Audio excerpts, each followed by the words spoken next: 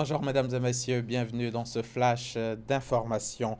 Le coup d'envoi de l'opération Grand Ménage a été donné ce samedi 4 mars à Abidjan et sur toute l'étendue du territoire national. À Divo, Bonois, Mans, Touba, les populations sont sorties pour nettoyer les rues. L'opération s'inscrit, je le rappelle, dans la vaste campagne nationale de salubrité initiée par le gouvernement. Le ministère a dressé le bilan de cette première journée de Grand Ménage, bilan que vous connaîtrez en suivant le 13h.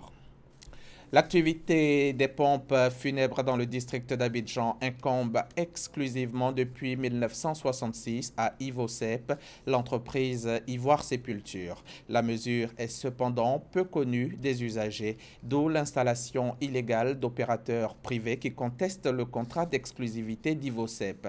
Nos reporters Chris Diomondé et Moussa Konaté se sont rendus au district d'Abidjan pour tenter d'avoir une explication. Leur reportage. Morgue du CHU de Yopougon vendredi dernier. Entre les levées de corps, un attroupement de protestation contre un décret organisant le secteur de pompes funèbres. J'ai perdu la petite soeur de mon père et comme ça, on est venu faire les papiers pour pouvoir faire le transfert du corps sur Gagnois. Quand nous sommes arrivés, il ne nous a pas expliqué pour dire on ne doit pas prendre un autre corbillard au dehors, que forcément il faut prendre le corbillard d'Ivocep. Maintenant, on arrive ce matin pour faire la levée. On nous dit forcément il faut qu'on prenne le corbillard de l'Ivocep.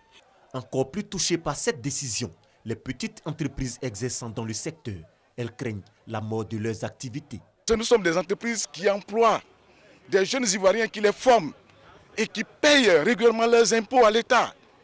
Alors, nous enlever la nourriture dans la bouche par cette manière, sans vraiment faire une petite porte de sortie, ce serait difficile. L'interdiction d'achat de cercueils, de la conservation et du transfèrement des corps par d'autres opérateurs privés sur le territoire du district autonome d'Abidjan. L'activité est exclusivement dévolue à l'ex-SACEP, aujourd'hui Ivocep, et ce depuis 1966. C'est les autorités d'alors, de 1966, qui ont estimé qu'à cette époque, pour que la gestion des funérailles des défunts se fasse dans des conditions saines, hygiéniques et qui fassent honneur, ont confié cette gestion-là à Ivocep. Et le contrat d'Ivocep a été régulièrement, depuis 1966, a été régulièrement reconduit jusqu'à aujourd'hui. L'implantation d'autres entreprises dans le secteur des pompes funèbres n'est toutefois pas interdite. Mais pour exercer, elles doivent obligatoirement sous-traiter avec la société autorisée. Ce que leur auraient d'ailleurs proposé les responsables de l'entreprise selon le directeur de l'environnement et du développement durable du district d'Abidjan. C'est comme ça que ça se fait partout dans tous les marchés. Il y a une entreprise principale qui a un marché et puis il prend un certain nombre de sous-traitants. Donc moi, pour nous, d'ici d'Abidjan, on ne voit aucun inconvénient qu'un sous-traitant travaille avec Ivocep. Et même Ivocep a beaucoup de sous-traitants qui ont des véhicules. Ce sont des privés, mais ils sont des sous-traitants. Et Ivocep utilise leurs véhicules comme ses propres véhicules. En dehors d'un contrat de sous-traitance, toute entreprise exerçant dans le domaine est donc dans l'illégalité. Le contrat d'exclusivité concédé à la compagnie agréée court jusqu'en 2020. Approchés pour se prononcer sur le dossier, les responsables de la dite entreprise ont préféré ne pas s'exprimer. La résidence universitaire de Mermoz dans la commune de Cocody est ouverte ce lundi 6 mars. Après plusieurs années de fermeture pour réhabilitation, 240 étudiants vont intégrer les chambres dès aujourd'hui même. Certains étudiants ont reçu leurs clés des mains de la direction générale du CROU, le Centre régional des œuvres universitaires d'Abidjan 1.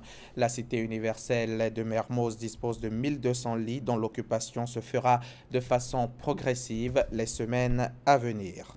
L'actualité internationale dans ce flash d'information, 11 morts et 4 blessés. C'est le bilan de l'attaque hier contre une position de l'armée malienne à la frontière avec le Burkina Faso. L'attaque est attribuée à de présumés djihadistes. Le village malien de Boulikessi, où l'armée nationale vient d'être attaquée, est frontalière à des provinces du sommet de l'Oudalan au Burkina Faso, récemment victime d'attaques attribuées au même groupe terroriste. Les assaillants sont venus sur place hier dimanche très tôt. Selon des témoins, ils étaient à moto et à bord d'au moins 2 véhicules. Le spectre de la famine plane sur l'Afrique de l'Est. L'état de famine a été déclaré au Soudan du Sud il y a 2 semaines et l'état de catastrophe nationale en Somalie. La situation est mauvaise également en Éthiopie, en Ouganda, au Kenya et dans une moindre mesure en Tanzanie. La faute à la sécheresse qui frappe depuis 3 ans tout l'Est du continent, mais aussi en Somalie et au Soudan du Sud, aux crises politico-sécuritaires majeures qui secouent ces 2 derniers pays.